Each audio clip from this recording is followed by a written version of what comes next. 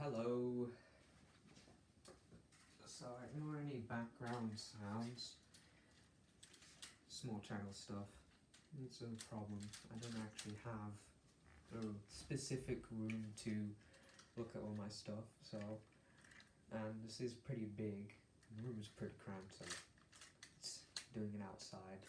Well, in this room. It's not outside, what am I talking about? So I'm doing this video specifically because We Animations, I had a little talk with him. I told him about, I talked about this little toy that I made. And he said, cool, I'd like to see it. I was like, oh. So yeah, I guess I had, and there was some delay as well, specifically 2 weeks of delay, but I managed to get the video through, so yeah, it's done. I'm doing the video. So this rifle is a modification of the original, I think it was Kingpin or something like that. So it's a modification. It has a removable stock, a removable barrel, and it no longer fires. Its original model could. It no longer fires, instead it simulates bullet ejection. The bolt is also modified, so it's shorter, so it doesn't stick out when you remove this barrel piece. And the bolt is also made, because a problem with the old one is when you were pulling it back, you could keep pulling it back until it completely came out of the toy gun.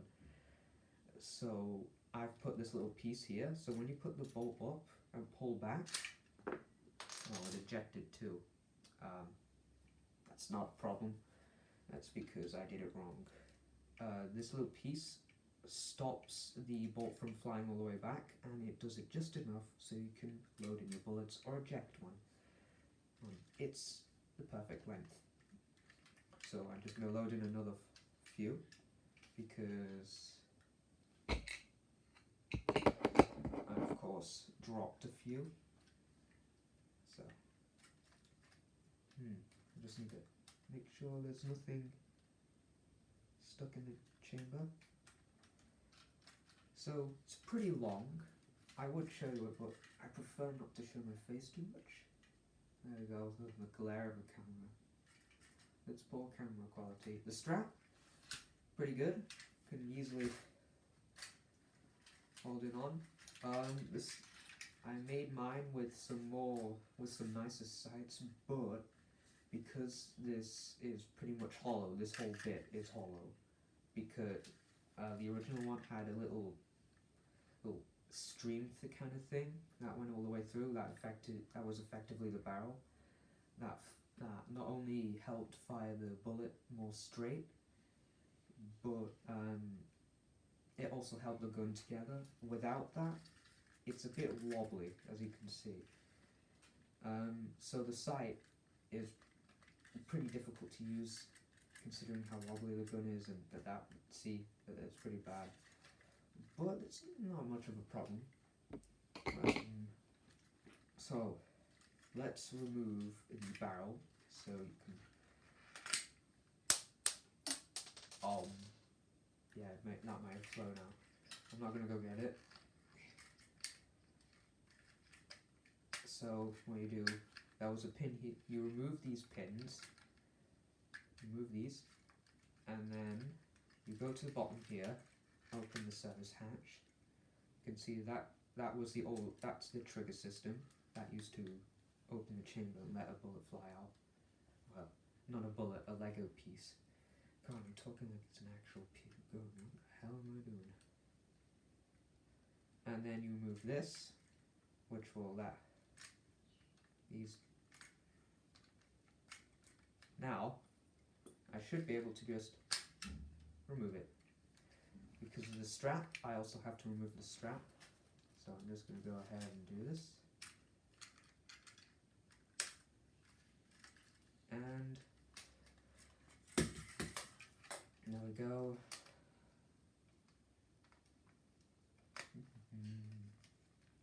Now if I do still want the strap, I'm not completely out of options, because I can actually flip this piece up so it's no longer flat like it was before.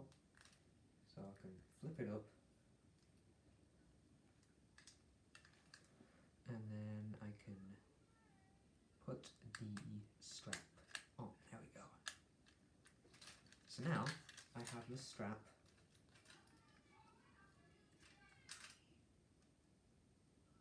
Ooh, it's quite loud. Ignore that. So now the rifle's smaller. When I made this shorter at first, you couldn't attach the barrel, and I just took it apart, used it for the Lego sets. But now, unfortunately, it does have this little downside with this weird bit that's just sticking off.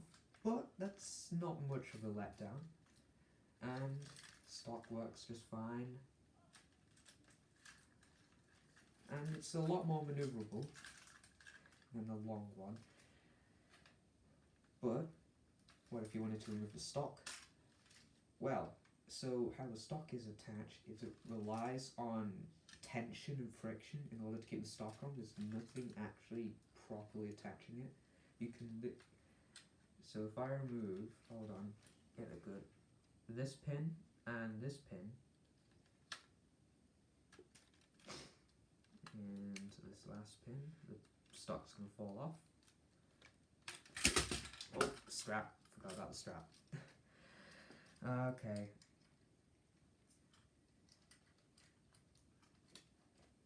Oh my god, this is so...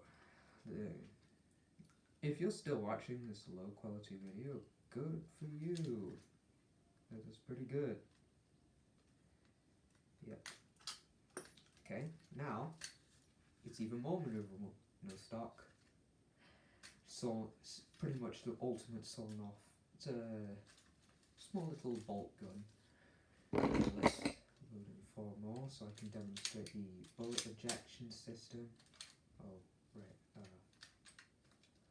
So for this, you need to pull it back and have this piece over. You don't actually have to, but it's more comfortable. So you can hold it down. So now the bolt is... God, the camera glares on this is awful. So now the bolt is up. Load in rounds. This now, on the original, you would actually load it in pinways up. So now, but I found it's easier to eject smoother and reload to have them smooth ways like that. Of course, if you do it right. Which I don't really explain to you because, frankly, you're probably not going to have this. You probably might have the original one, which is about £54, I think, on Amazon. So yeah, now it's loaded. Don't press your hand against this because that's actually the feed. And if you press your hand, you'll force it upwards and eject more than you want. This is safety, because if you pull the trigger, you'll notice that this piece goes forwards. This was a little small modification for the old version that could actually fire, so I didn't just bang. Now safety works. And you would pretend, now if it could fire, you would fire. But mine doesn't do that.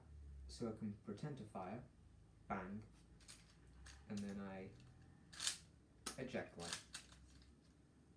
bang, bang, bang. The last one always takes a bit more. So yeah, that's it. That was the rifle. If you want more information on it, you should probably go find a video that is of higher quality than mine. So yeah, bye.